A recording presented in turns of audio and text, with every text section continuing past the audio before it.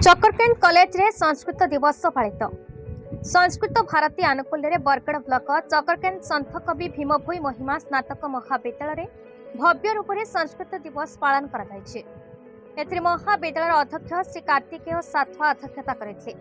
मुख्य अतिथि भाव संस्कृत भारती बरगड़ जिला संयोजक श्री हेमंत प्रधान जोगदी संस्कृत भाषार सरलता और लोकप्रियता विषय अति सुंदर भाव में छात्र छात्री मानक बुझाई। संस्कृत विभाग प्रमुख श्री पूर्णचंद्र साहू मुख्य वक्ता भावे उपस्थित रही संस्कृतर ज्ञान गभीरता विषय सविशेष तथ्य उपस्थापन करते। अध्यापिका मानसी कुमारी सभा संचालन करते। छात्र छात्री माने मध्य संस्कृत रे भाषण नृत्य गीत गाई सभार सुंदरता को आहुरी बढ़ाई। ए कार्यक्रम में आहुरी अध्यापक श्री सुशील बारिक, अध्यापिका श्रीमती राजलक्ष्मी बारिक, मीनाक्षी प्रधान, श्रीमती पद्मलया प्रधान, भूमिसुता साहू, अंकित दास, देवराज साहू, जुबली प्रधान, इलावती प्रधान आदि विपुल परिमाण छात्र छात्री अंशग्रहण करते। शेष में शिक्षक श्री हरिबल प्रधान धन्यवाद अर्पण पूर्वक शांति मंत्र कर सभार समाप्ति घोषणा करते।